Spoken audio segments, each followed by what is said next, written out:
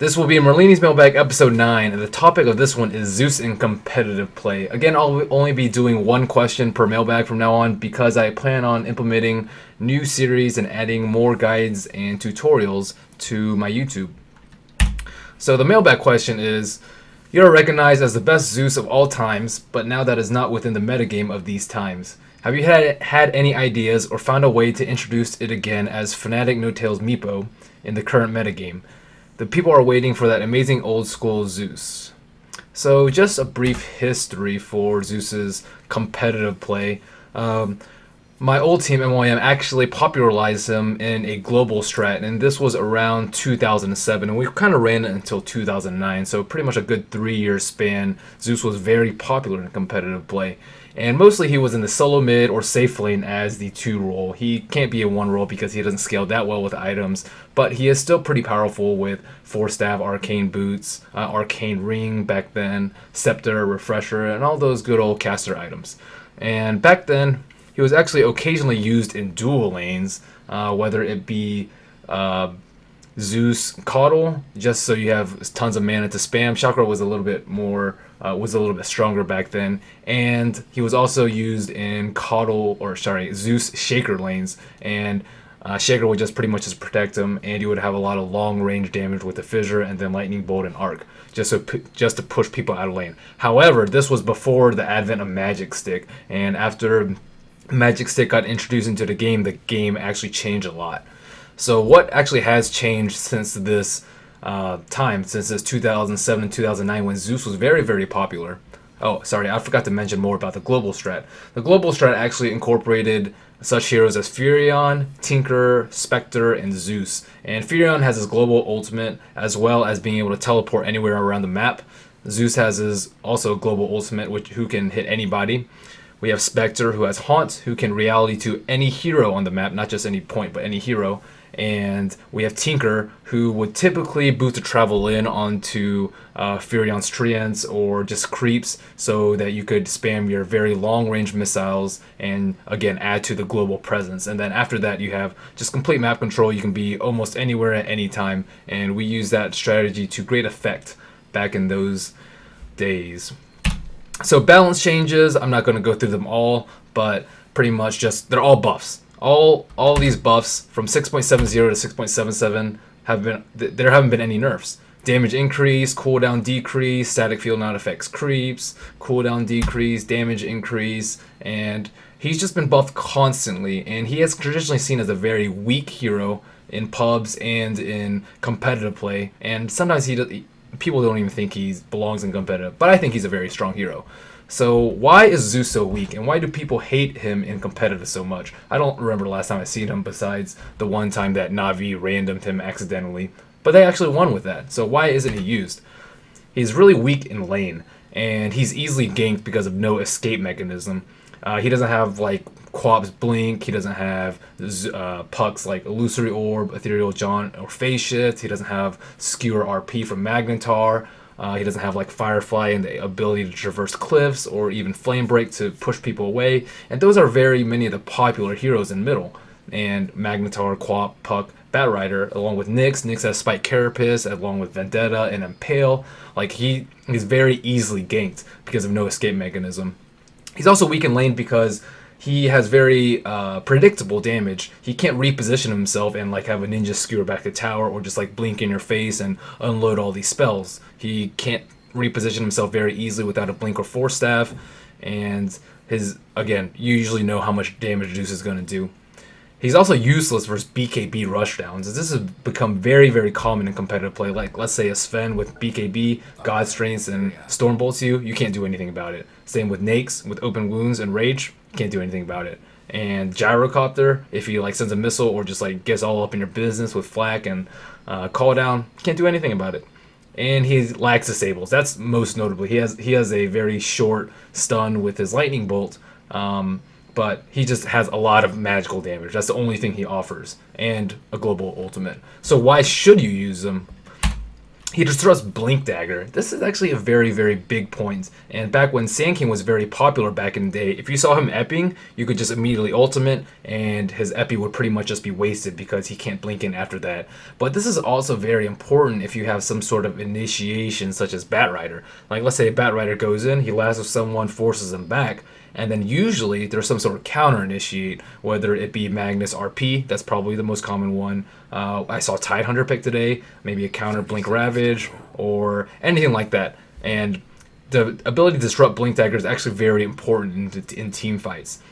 His damage scales well into late game, as few intelligence heroes do. His 3 of his spells are flat damage, but 1 of his spells, Static Field, is percent based. So the more HP opponents have, the more damage he does, which is actually very, very important.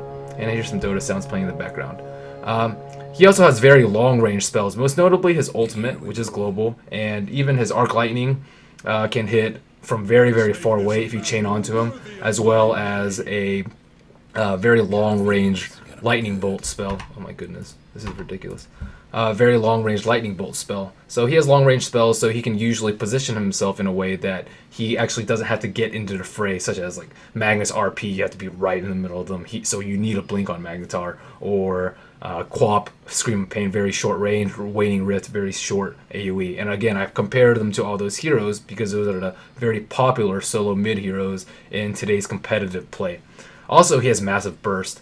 The ability to take out one hero in a team fight is very, very important. This is why heroes like Batrider and Nyx are top tier, just because they have the ability to disable a target and kill them for 100% to 0. And the ability to take one or even multiple heroes out in a team fight can just totally turn the tide of a game. So what like hero comps can you run him against, and what can you not run him against? And I believe this was more the question that the guy originally asked. Why is he not popular? Nyx. Nyx is one of the most picked carries in today's game. Zeus can't do anything versus Nyx. His right click is fucking awful, and he can't do anything. His range is pretty terrible as well. So when Nyx just rages and goes on you or your teammate, he can't do anything. And unless you ban Nyx, I think that Zeus is just a very poor hero versus Nyx. Also Anti-Mage. Anti-Mage used to be pretty popular back in the Anti-Mage Furion split push business that some of the older players will remember. But Anti-Mage has a spell shield which reduces spell damage by I believe 50%. So Zeus will pretty much do half damage versus him, which is a very big deal. And the ability, he has Massive Burst, but not versus Anti-Mage.